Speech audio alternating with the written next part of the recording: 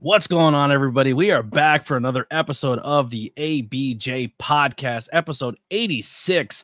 Super excited for this one. One of the first, well, not the first, because we had HC Loke on, who had a run with ECW and ROH and had some stuff on WWE with some extra work. But this is when it comes to the WWE side of things.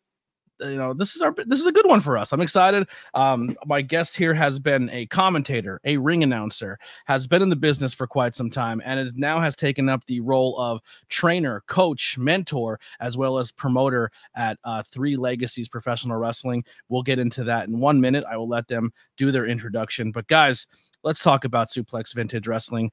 It has finally happened. A whole store fully dedicated to vintage, professional vintage wrestling. They said it can never be done, but I have seen it with my own eyes. Suplex Vintage Wrestling is a store curated for wrestling fans by wrestling fans. Located in Queens Village, their store features this largest selection of vintage wrestling under one roof. Their selection includes classic designs featuring your favorite wrestlers from the Golden Age, Attitude Era, Internationals, Indies, and more. And if you're tired of watching premium live events at home, SVW hosts the best watch party since your friend Kyle's birthday party since you were 12. And if church and watch parties aren't your thing, then let's not forget about their selections of figures, replica belts, trading cards, and from their t-shirts and hats to rare wrestling memorabilia, they have something for every wrestling enthusiast out there. So what are you waiting for? Check them out at suplex.svw on Instagram or at suplex.svw.com and let them satisfy your pro wrestling nostalgia needs. Huge thank you to those guys for keeping the podcast afloat, being a great sponsor, and helping us keep this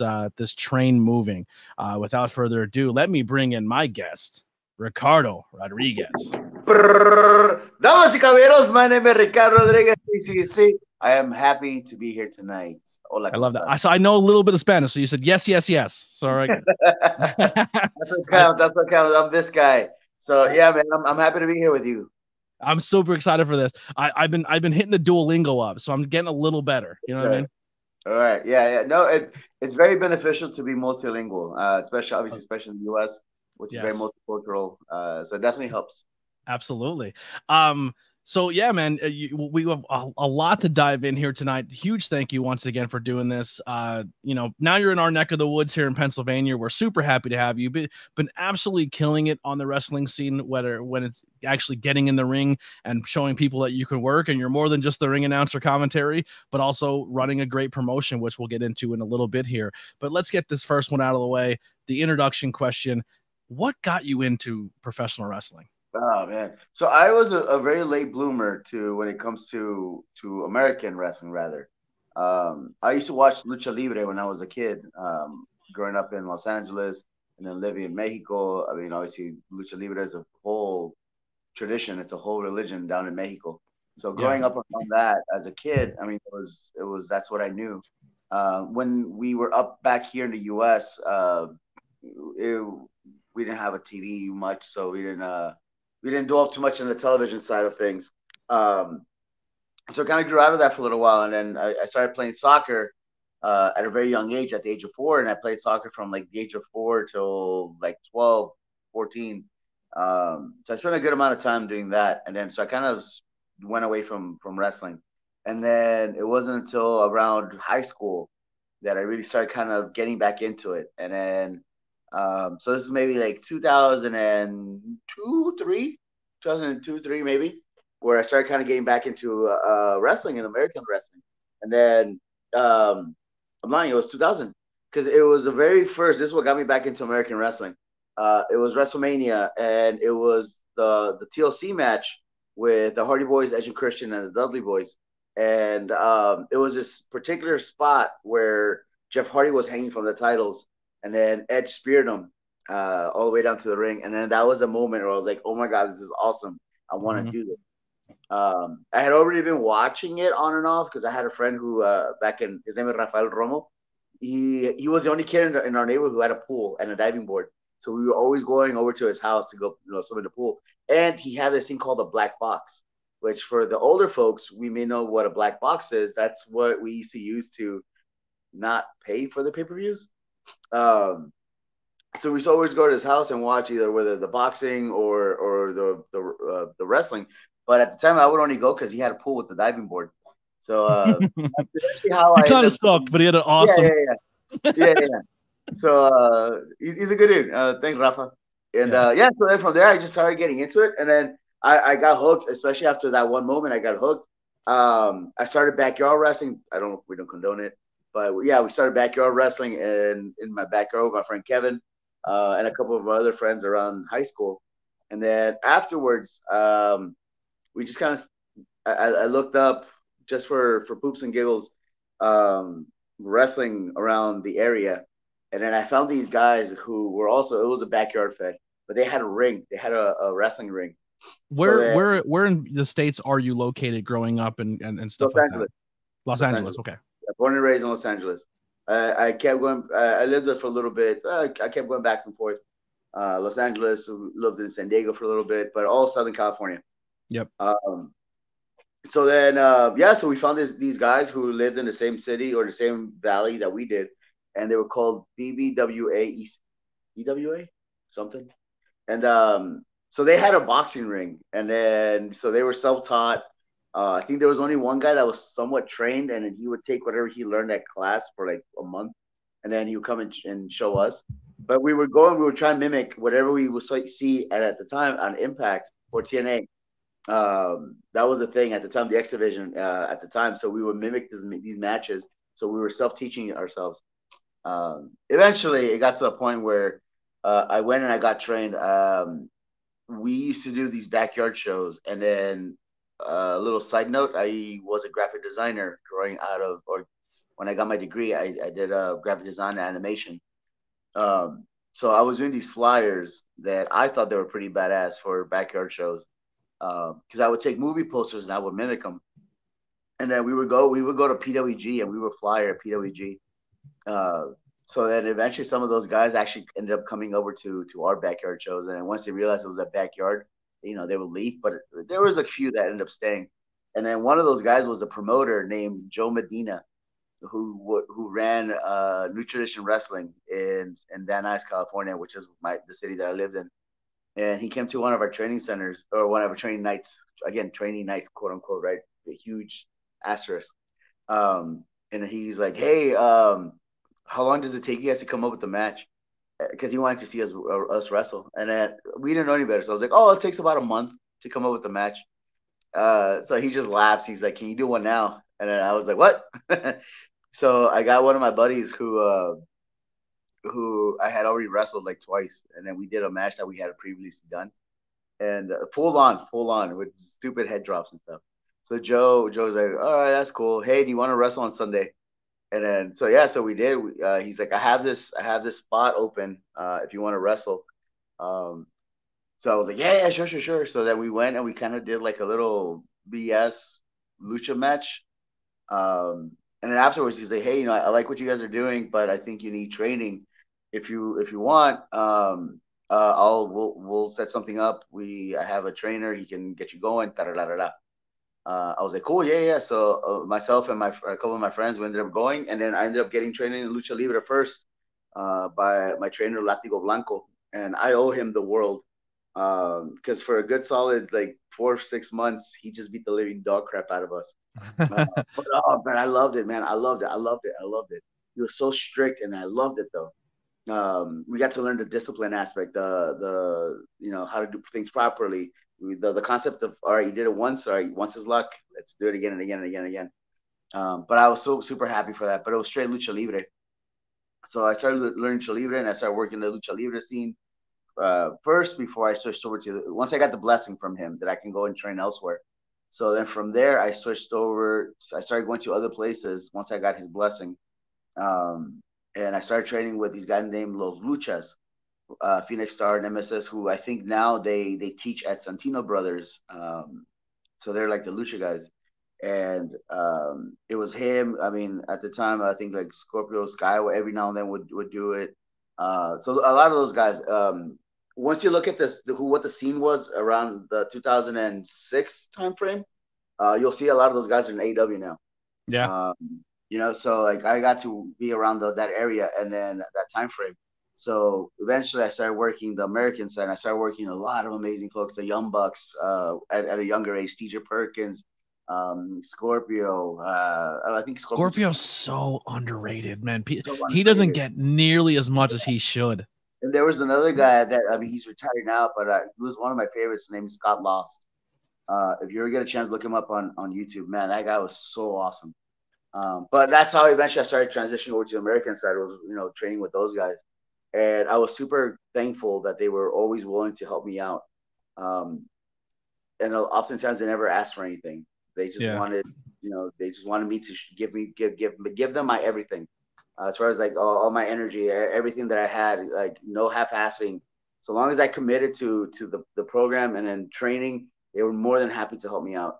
Yeah. Um, Well, real quick, for people who are watching this, because I do try to gear this to wrestling fans as well as non-pro wrestling fans. When you say the lucha libre and then the American style, what makes the difference between both styles when it comes to in-ring or the training or the behind-the-scenes things stuff? I think there was a post not too long ago from Chris Hero where he kind of described it, and I'm trying to remember how he said it. But there's a lot of pageantry when it comes to lucha libre. It's a lot more. I feel it's a lot more athletic in the sense of there has to be. Um, it's a showmanship. It's this whole like artistry in how you move. The smoother, the better. Whereas in the American, it can be rugged, or even in the Japanese strong side, it can be a little bit more rugged, and that's fine. But in the lucha, there it has to be a lot more finesse, your footwork, and then it's kind of awesome how even like smaller or even bigger guys, regardless of size, we can all fly, we can all catch, we can all because we have to learn the basing and how to control your body and then somebody else's. Um, I have to look up that, and I'm sure somebody is gonna find it once they see this. There's that again. Look up that quote from Chris Hero. It was super awesome, and how he described the American, the pageantry of lucha libre, and then like the drama of American. I think it was I forgot how he says the Japanese side, but it's really Yeah. cool the quote. I think where the American audience really started to be like, what is this lucha libre? And oh my God, this is something so vastly different. I give a lot of credit to the Monday Night Wars WCW cruiserweight division. That Yeah, cruiserweight division put even that on the before that, map. ECW, even before that, ECW, Yeah, when they were ECW was doing it. Yeah. yeah, they were doing a lot, way before that. But Yeah. that's what caught me because when I realized that the whole idea of these guys with the masks, with like the colors, and also that stems back from back in the day, Los Aztecas, all the tribes had their colors, all the tribes had their like their headgear. So that's their shield, that's their symbolism of them. Um, so that's also where like the mask comes from. That's why a lot of them are different because that's their personality. That's their them. That's their entity. Um, but yeah. Anyway, so yeah, so like ECW was great because they introduced that, and then I mean they were a little bit on the more down low than obviously the mainstay of WCW, and then eventually WWE. Um, but they all tried, but that's what got me hooked because that's what I loved growing up, and then that's when I realized like these guys to me are like the real life superheroes, and they're doing it in front of me, and then you have your good and your bad, you have your villains and your good guys. But that's what I loved about Lucha Libre was the colors, the mask, the capes, the flying, um, all of that. And I loved it. The personalities, the different characters, and that's what introduced me to Lucha Libre or slash wrestling. And then eventually I transitioned over to the American side Yeah. of the drama. Yeah, the drama, the hard hitting, I don't want to say the storytelling because the art of pro wrestling, their storytelling's there regardless of the culture and regardless of that. But growing up, who were some of your favorites that when you said the Edge and Christian moment were huge for you, but who were some of your idols or heroes watching growing up? So growing again, I go back to it was Lucha Libre, right? So I would Mm-hmm. go to Octagon, Máscara Sagrada. At the time, there was Atlantis, Ultimo Dragon. There were so many of those guys that, um, yeah, yeah, there were so many of those guys that were influential to me. And then growing up, eventually too, like getting to meet them, and then eventually getting to work some of them, getting to wrestle them, that was awesome. And then once I started getting older, Rey Mysterio, Psychosis, La Parca. Juventud, right? Because those are the guys that I saw on TV. Hoovy was awesome. Oh, ooh, yeah. And and then I just saw him not too long ago, and he can still go. He Yeah. still go, he can still move. And then Ray, obviously, Ray's Ray. There's never going to be another Rey Mysterio. Yeah. I got to work and wrestle with his uncle, the original Rey Mysterio, in my younger years. So I got to work with him, El Santo. I got to work with Mystico before he was before back when he was Mystico, before he was Sin Cara. I got to do stuff with him. I got to take those lashings from La Parca from his belt in the past. Which if you ever get a chance to look them up, La Parca is not very forgiving when he gives you those belt shots. But it was an experience, and I loved it, and I loved every single little bit of it. Yeah, I love my favorite part of that is when people transfer the name or the I don't want to say the character, but the name or the pageantry of a character. When one person steps away from it, the next person fills the shoes. I love that, and I feel like only really happens in the lucha libre scene where you have those people like Blue Demon, and then he just kind of like that's been passed on from multiple people or stuff like that. I think that's so cool, and they start doing that in Japan too with like the tiger masks and stuff like that, where multiple people donned it. Yeah. Well, a lot of it has to do with the rights of them too. The Rey Mysterio passed it on to the original Rey Mysterio passed it on to his nephew, which is the one now. And then I know there's like a whole bunch of other ones, Hijo Rey Mysterio, and then El Príncipe de Hijo de Rey Mysterio, whatever. There's a whole lineup of them. And even La Parca, there was the original one, which Adolfo, and then there was like LA Park, who later became LA Park, and then there's La Parca that's still in AAA. But I think that's the second one because I think the other one passed away, unfortunately, like a year ago. Mm-hmm. So there's a couple of them. Ultimo Dragon is probably a bucket list for me. I got to wrestle him back in November. And I love the photo everyone refers to Ultimo Dragon where he has this 90 belts on him. It was such a dream come true. I mean, that night though had a lot of controversy though, because there was a lot of issues with the promoter. I've seen that, yeah. And we debated because I mean it was myself, it was Alberto, and then Josh Alexander, and then it was Ultimo Dragon, Marufuji, and I feel so terrible. I forgot the third person's name. I'm sorry, but there was we all got there, and then the promoter just kind of just disappeared. So there was a lot of issues, but then after talking to Ultimo, and then a medium somewhere in there, we decided to not, to give the fans something. So we just did something in front of the audience and then gave them the match. I will say this I wasn't at the show, but from hearing from people, fans and, I will say smartened up people who were maybe the boys that were kind of hanging out because they wanted to see you guys as performers, because that's a big card and that's big names that people want to see. There's matches where people say, we're gonna go in there. We're gonna phone it in. We're gonna do the basics. From everything I heard, all of even Ultimo Dragon, who's been doing it as long as he's been doing it, and Josh Alexander and all the guys put on banger. They said it was a good match. It was, and doing it for peanuts at that point in time. You're doing it just for the love and for the fans. I think honestly, once we got in there, we were like, and then we started feeling it. We're like, oh, we're just going. We're going. But it was definitely an experience because I mean, two of the people that I grew up watching. I mean, Ultimo Dragon from my childhood, and then obviously Marufuji, which once I started wrestling, I started watching his matches, him, Kenta, Ishimori, Ricky Marvin, right? During that time frame of Noah. Dude, like that was amazing because how influential was Marufuji, right? We all do that mirror spot, and that's a Marufuji spot. We all do, the slide spread. It's Marufuji. We all do like the fucking the Roman Reigns. You're good. Cursing's fine. All right, we do the Roman Reigns drive by. I used to do that to Roman Reigns when he was Leaki in FCW, but I got him. Yeah. So how influential was Marufuji? So to be in the ring with him and share with him, and then have a short conversation with him afterwards, and then understand obviously what was going on at the time with the promoter. And then we all kind of came together, and then we were like, yeah, we're here. We don't want to screw over the fans because it's not their fault.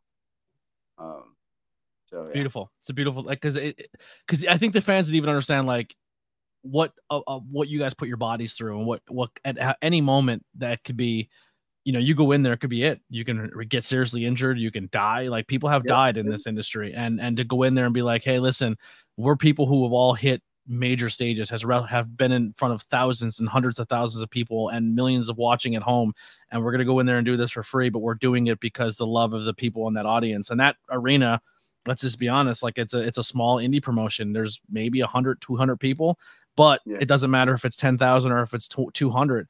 People love this industry, and their story going forward can make or break a fan. Absolutely. Yeah, absolutely. Yeah. And then I think when I would think back of when I was a fan, because I didn't know about anything independence. All I knew was WWE. And then when I got out of high school, I started posting pictures of my backyard stuff. And I had one of my teachers on there. And he's like, hey, there's this company out here I think you'll like. And then he introduced me to PWG. And then one of the first matches that I saw was actually CM Punk against Super Dragon. Yeah. And then I think also on that card was like Samoa Joe and AJ Styles. I think PWG was like the ROH of the West Coast. Like, oh yeah. Oh, and I didn't know any better, so that's all I had known. And then, I was just losing my mind watching everything that they were doing. Chris Bosch was another one. Scott Lost, even Ronan. There were so many amazing folks in that. Hook Tall War. Human Tornado was another one too that just impressed the hell out of me. I love what PWG does, but I also, from a fan standpoint who don't live there, hate it where everything is taped still. Like no streaming service. No, they're like, nope, if you want to watch it, go buy the tape, which is cool. But in today's day and age where you pay like $10 a month and get everything, you're just like, come on. It's America. I want it now. Yeah, exactly. 100%. So after you did your training and you're going through everything, how does the transition happen where you make it to the WWE, or that phone call happens, or you're in that environment, and what is that experience like of being in a locker room with these just legendary people? So at the time, I wasn't following WWE too much because of my work schedule. Again, I was a graphic designer, so I worked on salary. So we had a lot of projects, and then there was a lot of times where I wouldn't even really go home. I would just stay there, go to sleep in my car for like an hour or two, and then wake up and then go back to work because that was our workload. So I did a match at this company called Empire Wrestling Federation, EWF, and then the promoter, Jesse Hernandez, he comes up to me after the match and he goes like, hey, WWE's coming into town in about a month or two, whatever. I think it was like 2 months. Would you be interested in doing a tryout? And I was like, yeah, of course. He's like, all right, I'm going to send you some information. They're looking for lucha guys, Latinos, da-da-da. I was like, cool. So then I started slowly kind of watching the product so I can kind of stay up to date sort of. But I was terrible at it. And then I did the tryout. It was at the Staples Center. It was in August. It was the day after SummerSlam, August 2010. I did the tryout. We got there early. It was a whole bunch of us. We did like man in the middle drills. We did little like tournament style matches. Where they any notable names trying out with you that day? Yeah, I mean, yeah. Let me see. I want to say Scorpio was there. Rusev was in it. Alex Kozlov was in it. Joey Ryan was in it. I'm trying to remember who else was in it. There was a couple more, but they were more like local guys that were sort of known. And so, like I said, they did a little trial where they would do like a tournament style matches, and they would pick whoever they liked from each one, and they just keep putting them up in the tournament. And at the end, it was myself and this one guy. He went by the name of Mercurio Jr. So we did the match. He goes over, we finished, and then pulled me aside afterwards. And the guy at the time, his name was Ty Bailey. So Ty Bailey pulls me aside and he asked me a couple questions. He was like, "Hey, are you under contract anywhere?" And I was like, "No."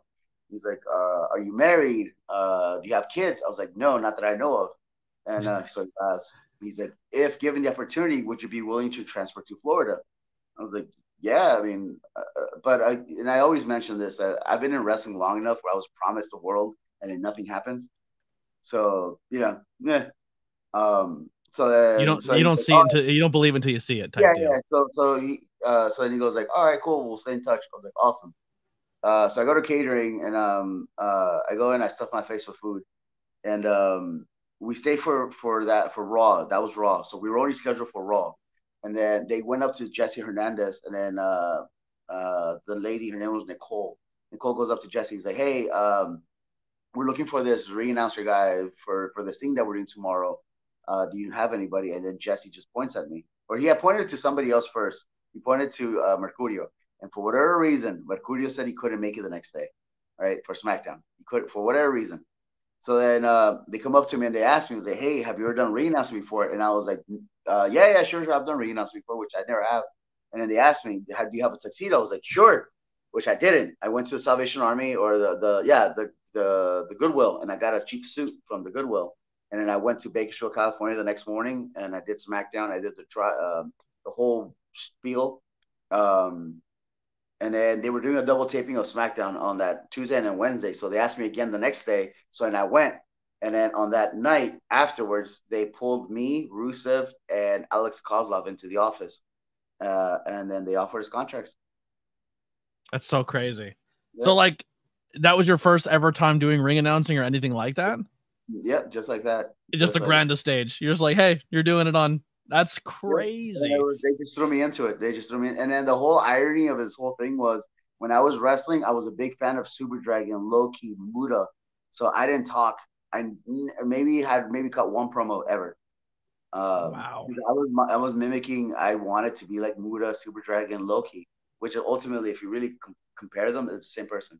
Yeah. The same style. So that's what I wanted to be. So I never cut promos. And then the irony was I got put in a position to talk. And I got hired to talk. And just fake it till you make it, man. Right place, right time. Fake it till you make it. I love that. Oh man. But also too, I had to put up with my own BS, and then I had to, show them that I was able to do it. And I got thankful that I did. And I did not know who Alberto was at the time. He looked familiar, but I didn't know who he was. So I hit up my friend who was like a super wrestling nerd. And then I was like, "Hey, who's this guy?" And he's like, "That's Dos Caras Jr." I was like, "No way." So then it all clicked in my head. And then I just kind of put all the pieces together of why he looked the way he did. And then I was like, I know him from somewhere. So I was like, I always assimilated him. He was like, we talk about all the time where it's like, he was like the John Cena of the Mexican, the lucha libre scene. Like he was that rising guy. Yeah. At the time, it was him, Místico, Averno, Último Guerrero. Yeah, there was a couple guys in Rush wasn't there yet. Rush was on his way up at the time, but not quite. But at the time it was him, Rush, Wagner. I think Wagner was in CMLL. Either way, but point is, So like, I was like, that's awesome. And then obviously I knew who his uncle was and his dad was, in Máscaras and Dos Caras. So I knew who they were. Yeah. So that was kind of cool. And then so then they pulled me to the office. They asked me a couple questions. They do this whole like, all right, we're gonna send you to get your physicals and everything comes to your background check, and then we'll let you know. Do you want to go to TV next month in Boston? I was like, what the fuck? Yeah, sure. So then that was my first time in Boston. I went to Boston. I did Raw, and then I started on the road. I was on the road ever since. So were you just doing the ring announcing and then like commentary here and there? No, I was just doing re-announcing for a good solid while. So I did the re-announcing for a little bit. And then as time went on, they started adding me to the live events. And then once I got the clearance from the physical and my background and all that stuff, they sent me to Florida to do developmental in FCW. But I started backwards. I started on the road first and then got sent to FCW. But by the time I was in FCW, I was already on the road, so I was never at training for FCW. Yeah. So I had a nice little deal with the developmental contract and then on the road contract for a good while, which was nice until Uncle Sam came around. He's like, we'll take half that. So I started backwards, and then and I was really only at FCW for like 2 days. Wednesdays, which was the days we would land from SmackDown. And then I was there for Thursday, and I will fly back out on Friday. So I was only home 2 days. How is that travel? Like, just always been on the road, and like, is it tough? Like, or do you enjoy like just seeing everything all the time or seeing all the different cities? As weird as it is, I honestly do feel because I got thrown into it. I wasn't like prepped for it. I just got thrown into it. It was overwhelming at first because there was a lot of going on. And I honestly do feel that the reason why they would call us WWE superstars is not because of what we do in the ring, because that's easy. It's the travel, the Yeah. constantly going, especially if you have a family, if you have kids, you're never home. There were so many times where we would, especially when Alberto and I first started, we got sent right to the top from the get go. So we were on everything. So there was a couple of times I wasn't home for like a whole month. Um, and at the time, I mean, my girlfriend, I mean, I was thankful that she was putting up with my BS of never being home. But um, yeah, I was never home for a good while. And if I was only home for a day or two, and I was back on the road. So and then like I said, I don't have kids, so I can only imagine for those that do. Um, so that I feel honestly is what made us superstars. It wasn't the in ring stuff because that's easy. It's the travel, and then obviously, I mean, putting up the face, the happy face when Hmm. you're bombarded at 5 in the morning by people wanting to get your autograph to sell them on eBay. Yeah. Um, Oh, I hate when so, people wait outside the airport. I don't know. I can't. I'm not a fan of that.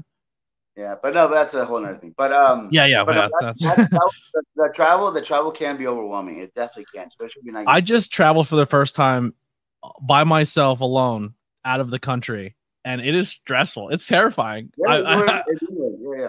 I went to England. It was I never experienced like I literally like the craziest experience I had was London to Germany and then Germany back to Pennsylvania, and my flight was delayed leaving London to go to Germany. And when we Yeah. landed in Germany, they're not like waiting for the other plane to get here. I No, had to no, no. sprint Yep, across the airport Home Alone style. Like I yep. literally got to the gate just in time, and I'm like, can I just put deodorant on? I don't want to sit for 9 hours gross But next to somebody. but you know what though? Honestly though, I miss it. I miss that lifestyle, and I've been thankful that in the last couple of months or last year, I've been slowly getting back into that of the constant going on the go because I do miss it. I do miss being at the airports. I miss going to different places. I miss, in a sense, living off of a suitcase. Yeah. Um, because I got so accustomed to that. I did that for 5 years, and then I got to do that on and off for a little bit afterwards. But I miss that. I miss being on the go. I that's how I function. I function by being constantly on the moving, constantly on the go. That's how I go. That's how it motivates me. I can't be still. I have to keep moving. Uh, And ultimately, that leads into all of this that's happening here. yeah. So it's constant go, go, go, go, go. Otherwise, the water gets stale and then it gets dirty. Yeah, for me with the ADHD, it's nice to keep moving. When the 2 years I traveled just doing commentary between Jersey, New York, and PA, just eating Mm. gas station food and always in the front seat of your car. Yeah. It's crazy, but it was honestly it was the most fun I had in 2 years. Just meeting new people and going from place to place. But when you get that opportunity and you're the ring announcer and you're bouncing back and forth, now obviously your mindset is like I want to be a wrestler, I want to perform, I want to go do things. Was it hard to take that back seat? And I mean, obviously the checks are fun, you're getting WWE money and stuff like Sure. that, but like mentally, is it like, well, this is I wish I was in there mixing it up? Was it hard to take that back seat a little bit? You know how hard it is to calm down your ego? Because ultimately that's what it comes down to. It's our Yeah, ego. absolutely. Not understanding, not knowing our role, not understanding why we're there.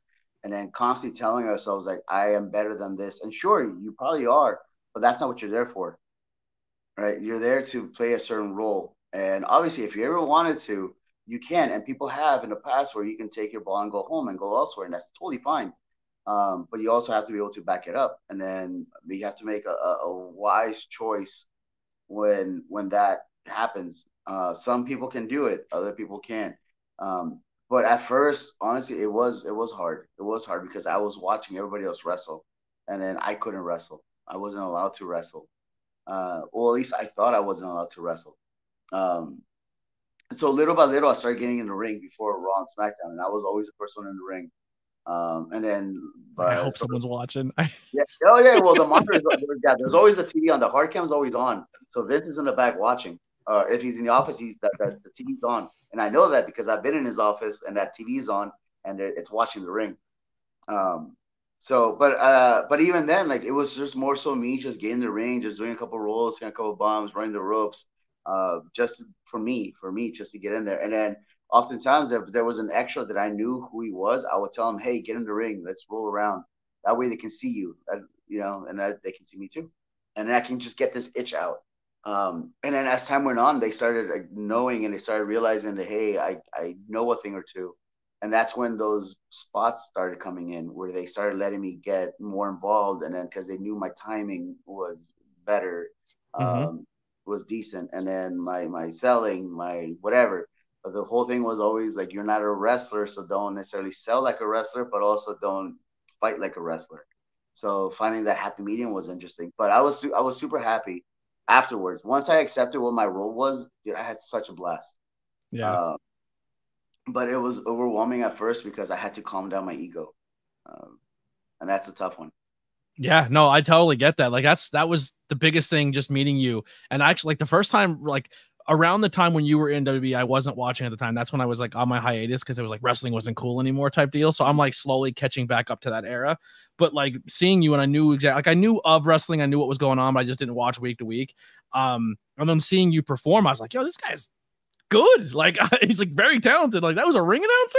Like, and then like just kind of learning the business and being part of it. And sometimes you just don't get put in a situation you think you should be in. And like I said, that you have to kill your ego to kind of do what needs to be done. And I'm glad you kind of answered that way, because I want to transition now to you're starting your own wrestling promotion. How did that come about? How did you land Lancaster, and why start Three Legacies Wrestling at this point in time in your life? So in WWE, I was sort of unofficially, I was used as to help out others a lot. So as because at some point they trusted me to work with people. So when guys would come up from NXT or FCW, they would put them in the ring with me just before the shows, just to move them around. And then I started working with William Regal directly next to him. So if like Regal was the one in charge of the extra, so Regal will, and then a lot of guys, if they watch this, um, can vouch for it. That Regal was a guy they would go to because Regal would give him the speech on Monday, and then half the time they'll probably get in the ring on Tuesdays. And I was usually there with Regal, and it was always the similar speech, so I kind of learned that speech, what they were looking for, what they needed, da da da da da, at the time. Um, and yeah, so then if there was somebody who was either an odd man out, Regal would be like, "Hey, get in the ring with them." Or if there was somebody in particular that Regal liked, he would tell me, "Hey, get in the ring with them. Just move them around." Because the whole thing was, do they listen? So that's where I started learning how to call stuff on the fly. Because yeah, that's what we would do. I was like, all right, because I got to wrestle with some folks who were like relatively top indie guys, and I would call stuff to them, and then they would hesitate because they weren't used to just calling in the ring. They had to plan out everything. And yeah, so that was even for me, it was a big eye awakening thing, because I didn't realize that. I in my head I figured everybody knew how to call in the ring. I didn't know any better. Um, so yeah, so I got to learn that whole aspect of how to just slow the fuck down, and just, yeah, relax. But yeah, so I got put into that position. Also, I was helping out with the girls. The girls were like come up to approach me quite a bit, and then they wanted to try something, especially because they knew that I came from lucha-esque background. So they wanted to try stuff out. So I would get in there, I would move around. I used to love working with Naomi, Trinity. She's killing it now, killing it. Oh, yeah, and then I used to get in the ring with her, and then she would always come in and smile and say like, "Hey, friend, teach me something." So then I started showing her like Manami Toyota and like the girls from Yoshi, the Yoshi girls from like back in like the mid late 90s, early 2000s. And I was like, watch that stuff, whatever you like, record on your phone, and then bring it next week and we'll do it. Because then she would try and explain to me, and I wouldn't understand what she was trying to get to. I was like, just record on your phone, and then come and bring it next week. So she would do that. So like that little split-legged thing that she does, where she like jumps over the rope, like that's something that we did. That's There's so a cool. lot of stuff. Yeah, yeah. So like her, Alicia Fox was another one I used to love working with. I'm excited that she's back on the indie scene doing stuff. Like I hope she makes her way around. I'm a fan of her. Oh yeah, she's awesome too. And then Natalia was another one I used to love rolling around with her. So we would just go and we just grapple and just move around. And How is it to roll around with a Heart Dungeon girl? Oh, she's awesome. She is super awesome. And she would get competitive though. She would really get competitive. I loved it though. It was legit one time, and then I brought it up to her. Not too long ago, brought it up to her. How like we were rolling around and we were just going. We were like pinning, pin, and then we separate, and then we stare at each other, and then she just slaps the fuck out of me. Uh, She and then has that heart eyes. Like you can tell oh she's not. yeah, and she just slaps me, and then she takes a second, and I guess she realized what she did, and she just like, oh my god, I'm so sorry, and she hugs me. I was like, what just happened? Who are some people you got to work with early that you were like they're gonna be something because you got to those early stages of them or maybe like watching them develop or where they have struggled top indie guys and then they became what we see now on TV? Is there anyone that you got to maybe see before the rest of the world got to see their greatness? Roman. I was one of those guys. There was a few of us that were, I don't want to say assigned, but we were assigned to Roman when he was first coming up, when he was first really starting to get going in FCW. His name was Leaki at the time. Mm-hmm. So there's a couple of those matches on YouTube of Ricardo and then Leaki. So our job was to move him around, was to guide him, to kind of work with him. So I got to do that quite a bit. There was a couple of other guys that got to do that too. I mean, I got to work with a lot of awesome. Xavier Woods was another one I got to work with a lot. He was one of my favorites. Um, early on, I mean, I used to get in with Titus O'Neil quite a bit. Dango, I used to get in with him a lot. That was a lot of fun. The Usos, um, yeah, I used to get in with them a lot. Like I said, Alicia, Naomi, the Trinity, Natalia. So yeah, so there was a lot of them. That's awesome. Well, listen, that is the greatest plug and endorsement of why people should be not only look at Three Legacies, but your wrestling school now. You got to mix up with those people. You've been to the dance. You've shoulder to shoulder with William Regal and helping develop talent that becomes the Roman Reigns, the Naomis, the Trinities, the Natalias of the world. How did you start this school and this wrestling promotion, and how'd you land in Lancaster, Pennsylvania? So I've been very open about like my addiction problems. I've been very open. Mm-hmm. I had heavy alcohol and then drug addiction for years. Um, and then I ended up here because I ended up going to a rehab center here, Blueprints for Addiction Recovery. And I had a great, I learned a lot.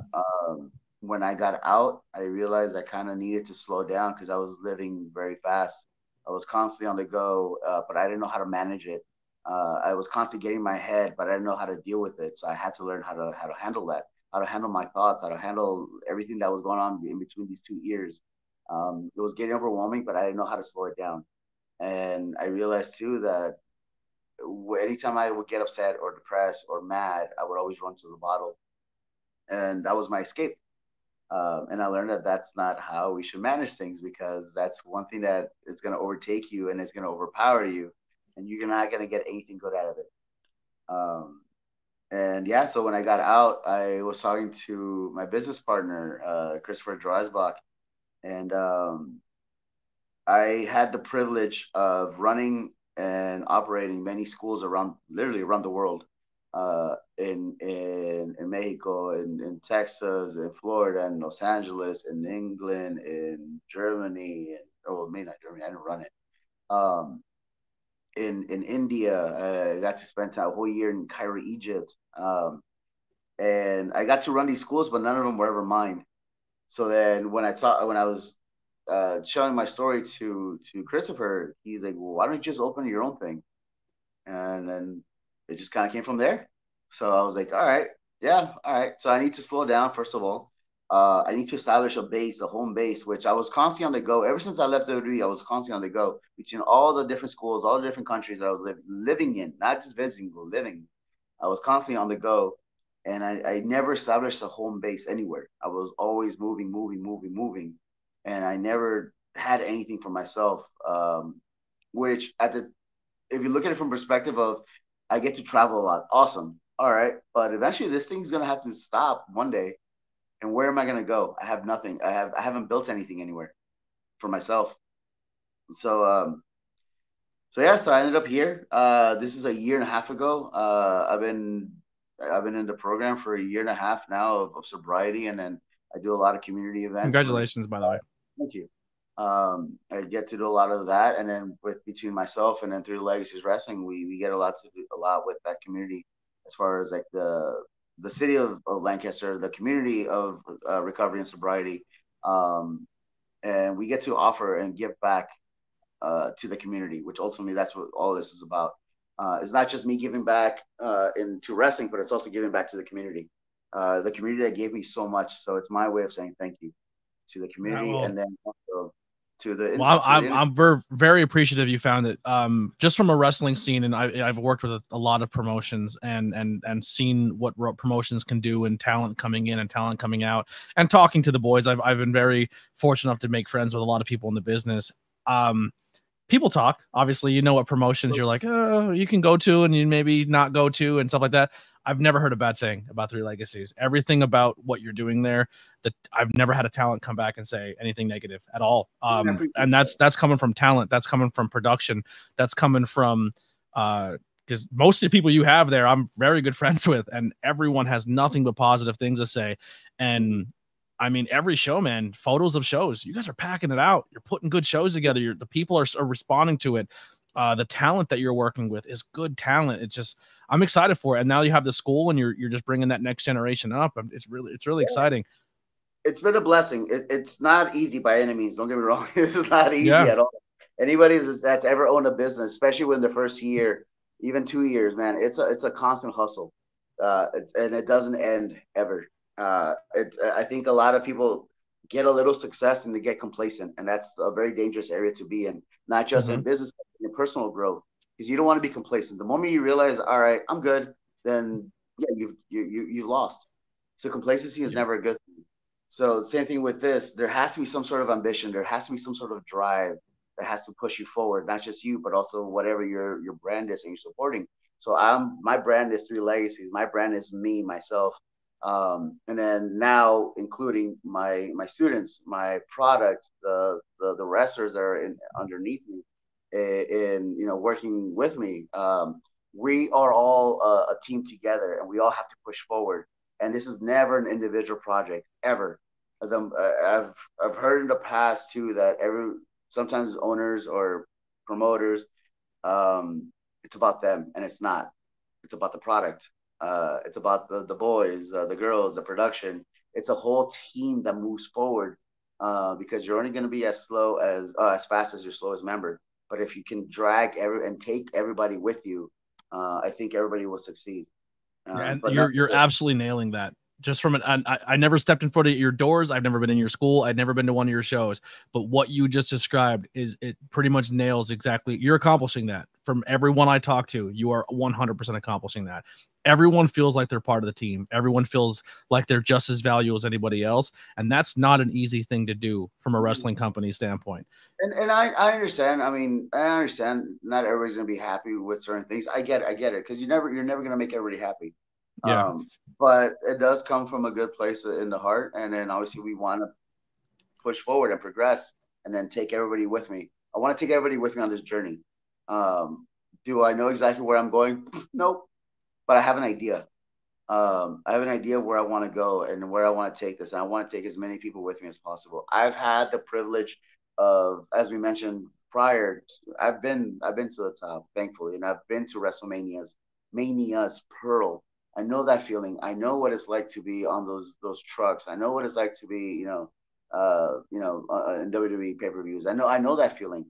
And I wish that upon everybody, because it's such an amazing feeling. But if I can help other people accomplish that and guide them through the process, because they're going to learn a lot of lessons, and I don't want them to learn them alone.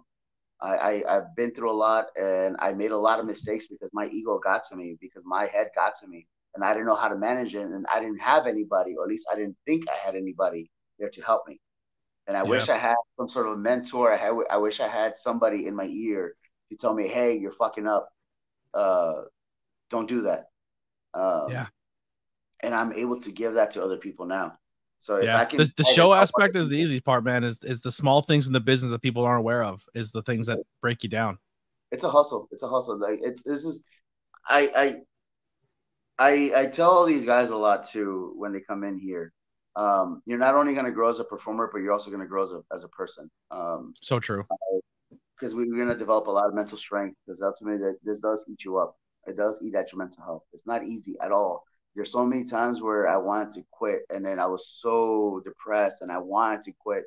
And I know these guys sometimes when their bodies are hurt, when something doesn't go their way, and I can see their frustrations when they're trying to do something, it doesn't come out right. It happened tonight, right? One of the guys, he just wasn't getting something correctly, and then I could see that frustration. I was like, hey, slow it down. It's all right. We'll walk through the steps. We'll get it. We'll get it. Just don't give up on yourself. Whatever is that is going on in your head, throw it away. We'll get it. We'll get it done. And it's just a matter of repetitions and cleaning whatever it is that you just did and fix it, and we'll be fine. But don't eat at yourself. You can be critical on yourself, sure, but don't let it get to you. Where do the name Three Legacies come from? What does it represent? So a lot of it comes from it's a whole mixture of different things, and it's the irony of how life happens. Because also I'm not living life on my terms. I'm living my life on life's terms. My indie name was Chimera. A chimera is a three-beast animal of Greek mythology. So it's a serpent, a goat, and a lion. Also, I wanted to incorporate the whole idea of body, mind, and spirit. I wanted to incorporate the idea of basically Asia, North America, Europe. And then just so happens it's also from recovery, from sobriety. That's all that logo on Three Legacies. That's a hand symbol that I used to do on the indies before WWE. So I love that. I love that so much. I do have some questions here from our Discord. Hunter, our backstage producer as well, says, "What is the funniest moment or story you can recall from your time in WWE?" Oh man, there's a lot of them I can't share. I don't want to get anybody in trouble, but there's a lot of them that when we're in person, I'll tell you. Okay. One of my favorite two people I got to hear backstage WWE stories, and I'm not going to tell them. I'll just tell you the two people who were talking, and I'm sure you can fill in the blanks. Was Lindsay Dorado and Brian Kendrick. Their stories of talking about their hilarious. Oh yeah, they're the two funniest people I've ever met in this business, I think. Yeah, there's so much stuff that we did that I can't put it out there. Eventually, one day once I'm older and I write that book, and then they're not on TV anymore. Yeah. Well, listen. I know a podcast, so you can tell if anytime you want to open up, I'm always here for you. If you can go back and wrestle any current WWE superstar, who would it be? And that's from our boy DM from the Discord. Any current WWE superstar? Oh, Chad Gable right now. I love everything that Chad Gable's doing. Yeah. I don't think I could. I'll be honest. I don't think I could hang. But Chad, for the sake of Naomi. Yeah. No. Natalia. Yeah. I would wrestle. Yeah, I would definitely wrestle Natalia. Who I want to add to that real quick. Who is someone that you wrestle that, there's being TV good wrestling, or when the machine's behind somebody and making them who they are, and then the people, like, for a while Chad's always been fantastic, but they never really gave him the light to showcase that. Who is someone that you wrestled or worked with behind those scenes that you're just like, this person is a mega star, but maybe they're not being used properly? Woods. Xavier. Yeah, he was my favorite to wrestle in FCW, because there was a few times that we wrestled, and then I knew at the time, again, I got away with a lot of stuff early on because we were main event from the get-go, right? So when I was down in FCW, I got to wrestle Woods, I think 2 or 3 times. And then I told him, I was like, dude, I just want to indie this thing up because I just want to make sure I can still go. And then he's like, I was like, dude, I'll take the heat. Don't worry. I'll take the blame. So sure enough, like, we did it once in Orlando at an armory. We get to the back, and Norman Smiley just goes, what was that? I was like, I'm so sorry. And I was just apologizing. I love Norman. I did this little sidewalk into a cutter. And then he's like, "That's you did RKO." I was like, "Well, again, me, my ego." It's like, and I knew we were gonna get in trouble. I knew we were gonna get, shame on you. I knew that was gonna happen at the end, but I was like, "It's okay. I'll take the heat for it," because at the time they were not gonna tell me anything. But yeah, Woods was probably one of my favorites to wrestle.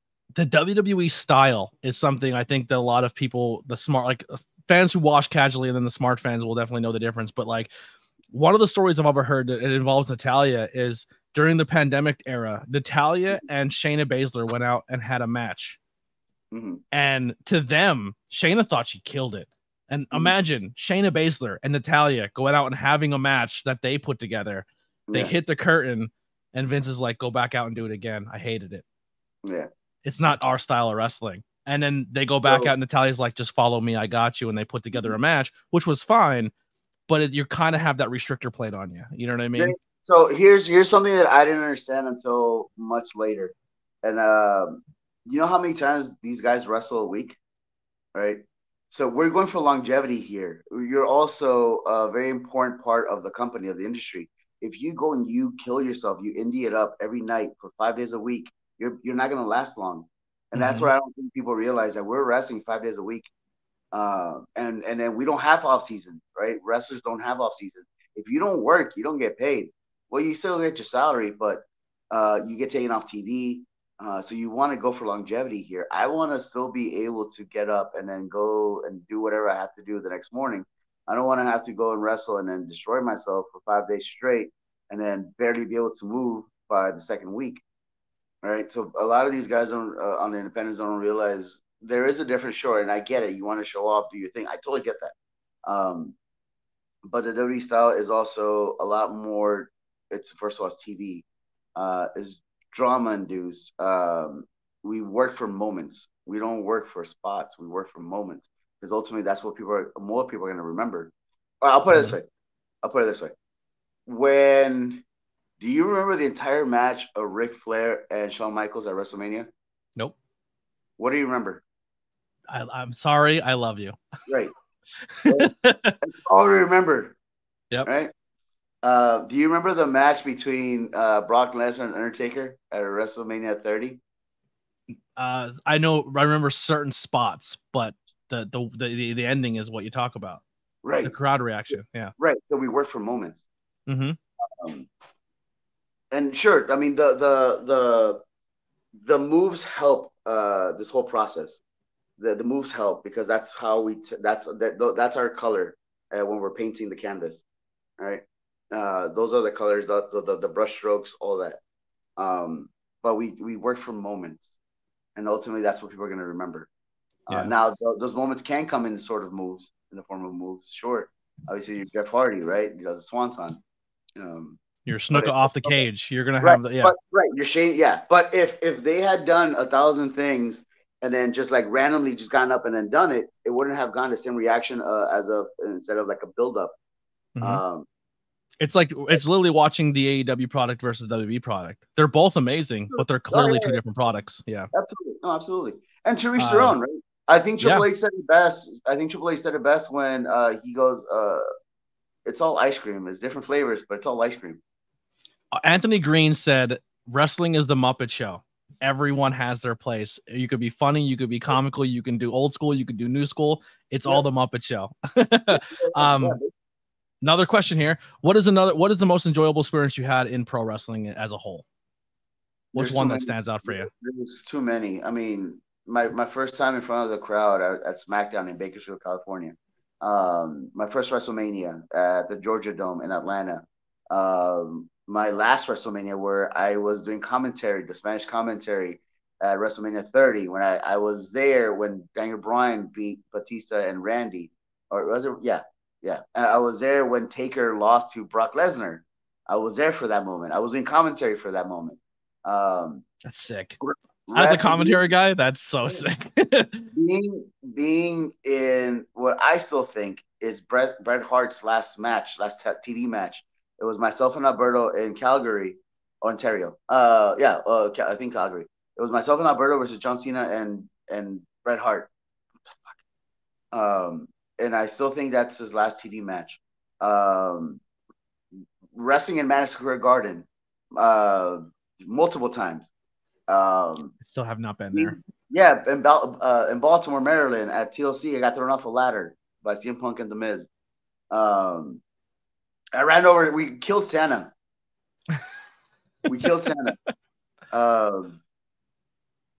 In wrestling, I had so many moments. It's hard to pick one. And then ultimately, at the same time, though, was that experience of being in front of the audience and then learning so much and then sitting under the learning tree of not just Triple H, Vince McMahon, being getting invited into the office and then just chit chatting and shooting the shit with Vince, getting on the jet with Vince because we have something in the next morning. Um, yeah, it's like there's so many awesome experiences, and then there's a I lot have of it. such bad imposter syndrome. My imposter syndrome would be so bad. Like, what am I doing? They're gonna figure it out soon. Getting pulled into the office and then getting yelled at for some stupid I did in Europe. Yeah, there's a lot of moments. There's too many moments, but for different reasons. Yeah.